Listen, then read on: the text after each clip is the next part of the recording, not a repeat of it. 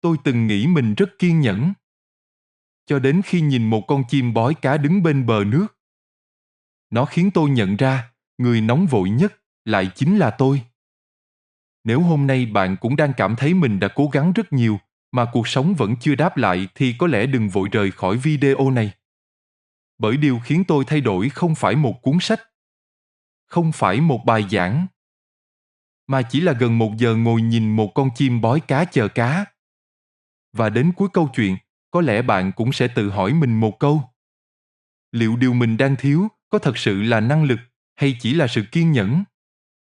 Tiếng nước hồ Trị An lăn tăn rất nhẹ. Một cơn gió lướt qua những tán cây ven bờ. Xa xa là tiếng chào mào gọi nhau từng hồi ngắn. Tôi ngồi im. Chiếc máy ảnh đặt sẵn trên chân máy, hướng về một cành cây khô nhô ra khỏi mặt nước. Đó là nơi con chim bói cá thường đậu trước khi lao xuống săn mồi. Tôi đã chờ nó gần 40 phút. Không có gì xảy ra. Mặt nước vẫn phẳng. Chiếc lá khô vẫn xoay chậm theo dòng nước. Một con chuồn chuồn xanh đáp xuống đầu cành rồi lại bay đi. Tôi nhìn đồng hồ. Trong đầu bắt đầu xuất hiện những suy nghĩ quen thuộc. Có lẽ hôm nay nó không đến. Hay mình đổi chỗ khác đi. Hay về luôn cho rồi. Tôi đã quá quen với cảm giác ấy. Không chỉ khi chụp chim, mà trong rất nhiều việc của cuộc sống. Chỉ cần kết quả đến chậm hơn mong đợi một chút, lòng tôi bắt đầu dao động. Đúng lúc tôi vừa đưa tay định gập chân máy lại, một vệt xanh biếc xé ngang khoảng không. Con chim bói cá đáp xuống đúng cành cây trước mặt. Tôi giật mình. Không phải vì nó xuất hiện, mà vì tôi chỉ còn chậm vài giây nữa thôi là đã bỏ đi. Tôi nín thở, không dám cử động. Con chim đứng đó. Đầu hơi cúi xuống. Đôi mắt chăm chăm nhìn mặt nước. Nó không nhìn ngang. Không ngó lên trời, không hề mất tập trung. Chỉ nhìn, rất lâu. 1 phút, 2 phút, 5 phút, 10 phút. Tôi bắt đầu thấy mỏi, hai chân tê dần, mũi vo ve quanh tai, mồ hôi chảy dọc sống lưng. Thế nhưng con chim vẫn đứng nguyên. Không sốt ruột, không đổi cành, không thử vận may ở nơi khác. Nó chỉ lặng lẽ quan sát. Có những lúc mặt nước hoàn toàn yên tĩnh, không một gợn sóng. Nếu là tôi có lẽ tôi đã nghĩ. Hôm nay chắc chẳng có cá. Nhưng dường như con chim không nghĩ như vậy. Nó chỉ tiếp tục chờ. Đột nhiên, chỉ trong một cái chớp mắt. Vụt một cái. Một đường lao gần như thẳng đứng. Nước bắn lên thành một vòng tròn nhỏ. Chưa đầy 1 giây sau, nó bay trở lại cành cây. Trong chiếc mỏ nhỏ là một con cá bạc vẫn còn quẩy mạnh. Tôi bấm máy liên tục. Nhưng rồi, tôi từ từ hạ máy xuống. Tự nhiên tôi không còn quan tâm mình đã chụp được bao nhiêu tấm hình đẹp nữa. Trong đầu chỉ còn một câu hỏi. Tại sao nó có thể bình thản chờ lâu đến như vậy? Tiếng màn trập dừng lại.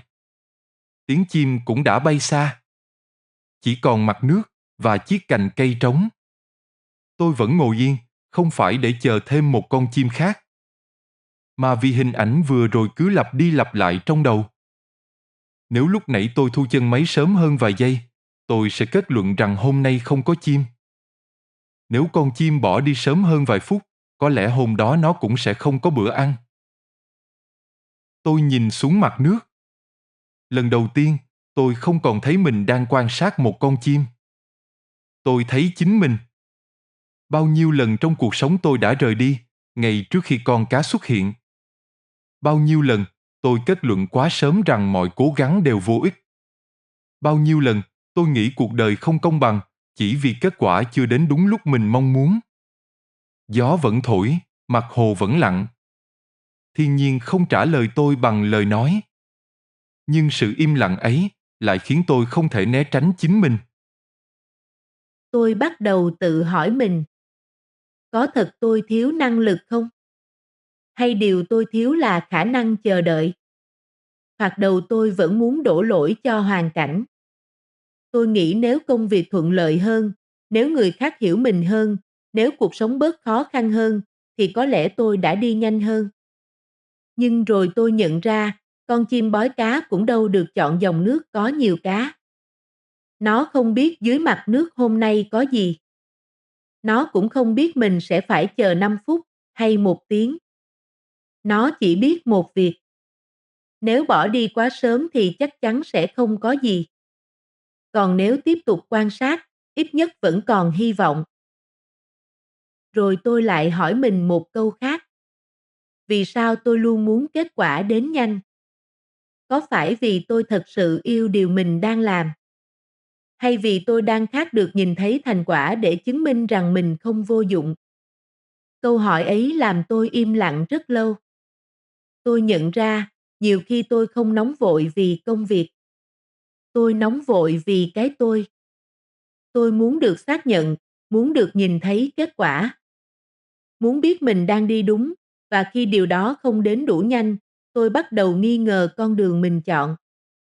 Tôi tưởng mình đang thiếu niềm tin vào cuộc sống. Nhưng sâu hơn, có lẽ tôi đang thiếu niềm tin vào chính mình. Rồi còn một điều nữa. Tôi luôn nghĩ kiên nhẫn là đứng yên để chịu đựng. Nhưng con chim bói cá không hề chịu đựng.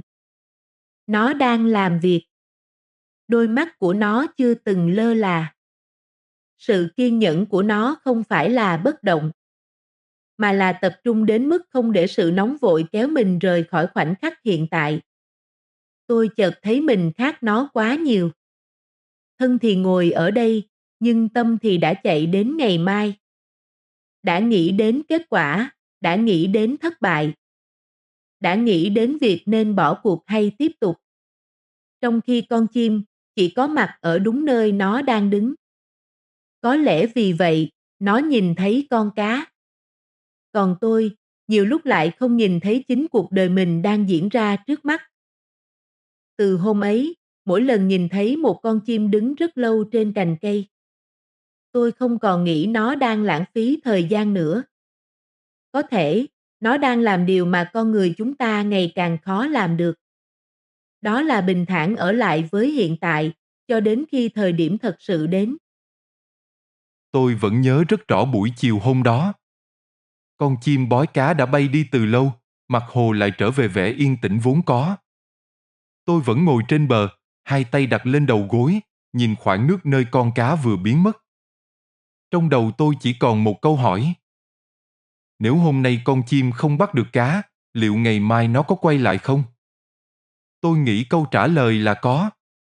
Bởi vì điều giữ nó quay lại không phải là con cá của ngày hôm qua, mà là niềm tin rằng chỉ cần tiếp tục quan sát, sẽ luôn có một thời khắc thích hợp. Đến đây, tôi chợt giật mình. Vậy còn tôi? Nếu hôm nay chưa có kết quả, ngày mai tôi có còn đủ bình tĩnh để tiếp tục không? Hay tôi sẽ vội vàng kết luận rằng mình không phù hợp? Tôi không trả lời ngay. Bởi vì tôi biết câu trả lời ấy không đẹp. Đã rất nhiều lần, tôi để kết quả quyết định tâm trạng của mình. Một ngày thuận lợi, tôi thấy mình đầy hy vọng. Một ngày thất bại, tôi bắt đầu nghi ngờ tất cả. Một việc được người khác ghi nhận, tôi làm rất hăng say. Một việc không ai nhìn thấy, tôi dễ nản lòng.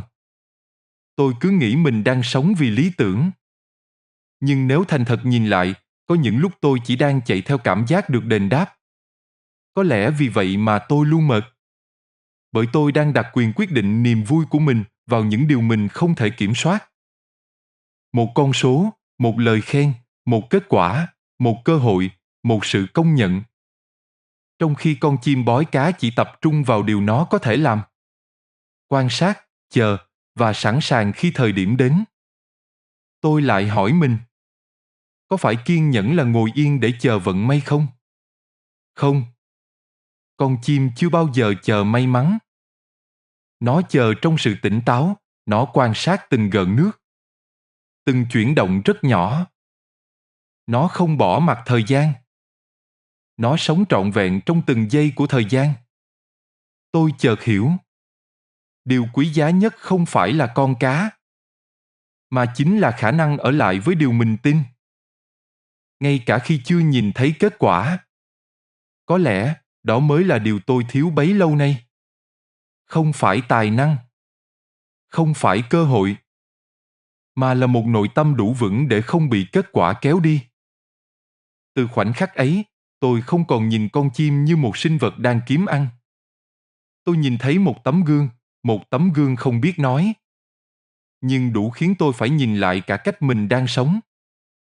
Từ hôm đó, mỗi khi gặp một người đang mệt mỏi vì cuộc sống, tôi lại nhớ đến con chim bói cá. Tôi nhớ đến rất nhiều người. Người nông dân gieo hạt. Ngày đầu tiên, mảnh đất vẫn chỉ là đất. Ngày thứ hai vẫn chưa có gì. Ngày thứ 10, vẫn chỉ là những khoảng đất im lìm. Nếu họ bỏ cuộc vì chưa thấy mầm cây, thì sẽ chẳng bao giờ có mùa gặt. Tôi nhớ đến người học một ngoại ngữ. Hôm nay học 10 từ, ngày mai lại quên 5 từ. Một tháng trôi qua, vẫn chưa thể nói chuyện lưu loát. Nếu chỉ nhìn vào kết quả của từng ngày, họ sẽ rất dễ nghĩ mình không có năng khiếu. Nhưng một năm sau, chính những ngày tưởng như vô ích ấy lại trở thành nền móng. Tôi nhớ đến những người làm việc âm thầm. Có những người chăm sóc cha mẹ già. Có những người thức khuya nuôi con nhỏ. Có những người đi làm cả chục năm mà chẳng ai biết tên. Có những người đang lặng lẽ chữa lành những vết thương trong lòng mình. Họ không có những tràng pháo tay. Không có những dòng bình luận khen ngợi. Không có ai xác nhận rằng họ đang đi đúng. Vậy mà mỗi ngày họ vẫn tiếp tục. Có lẽ họ cũng giống con chim bói cá. Không phải vì họ biết chắc sẽ thành công, mà vì họ hiểu rằng nếu dừng lại quá sớm, mọi cố gắng trước đó đều trở nên dang dở. Rồi tôi nghĩ đến một điều đáng sợ hơn. Có bao nhiêu người trong chúng ta đã rời đi ngay trước khi con cá xuất hiện. Bỏ một công việc chỉ vì vài tháng chưa thấy kết quả. Dừng một ước mơ chỉ vì vài lần thất bại. Khép lòng lại chỉ vì từng bị tổn thương. Đánh mất niềm tin vào chính mình chỉ vì một giai đoạn khó khăn. Có khi, điều khiến chúng ta thất bại không phải vì cuộc đời quá khắc nghiệt, mà vì chúng ta đã kết luận quá sớm. Chúng ta thường nghĩ thời gian đang chống lại mình. Nhưng biết đâu, thời gian chỉ đang âm thầm chuẩn bị cho một điều mà mình chưa nhìn thấy. Từ sau buổi chiều ấy, tôi không thể nói rằng mình đã trở thành một con người rất kiên nhẫn. Tôi vẫn có những lúc sốt ruột. Vẫn có những ngày muốn buông bỏ, vẫn có những khoảnh khắc nhìn đồng hồ và tự hỏi. Mình cố gắng thế này để làm gì? Nhưng khác với trước đây, tôi không còn vội tin vào cảm xúc nhất thời của mình. Tôi biết cảm giác muốn bỏ cuộc, không phải lúc nào cũng nói lên sự thật. Có khi, đó chỉ là tiếng nói của một cái tâm đang mệt. Và nếu mình kiên nhẫn thêm một chút, mọi thứ có thể đã khác.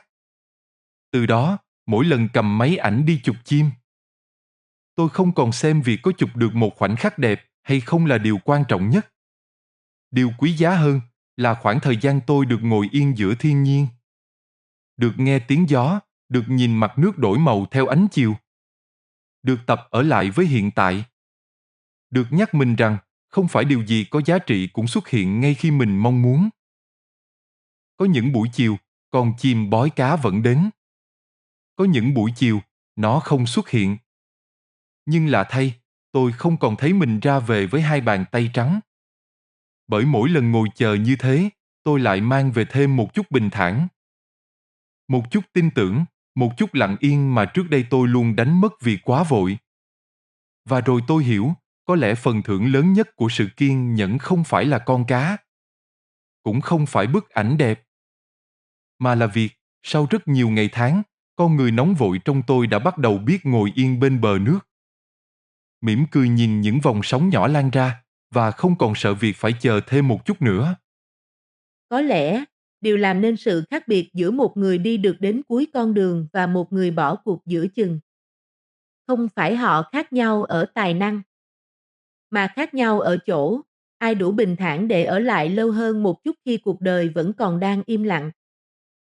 Con chim bói cá chưa bao giờ biết chắc lần lao xuống tiếp theo sẽ có cá. Nhưng nó vẫn đứng đó. Không phải vì nó chắc chắn sẽ thành công, mà vì nó không để sự nóng vội cướp mất cơ hội của mình. Có lẽ, cuộc đời cũng đối xử với chúng ta như mặt hồ ấy. Nó hiếm khi thưởng cho người hấp tấp.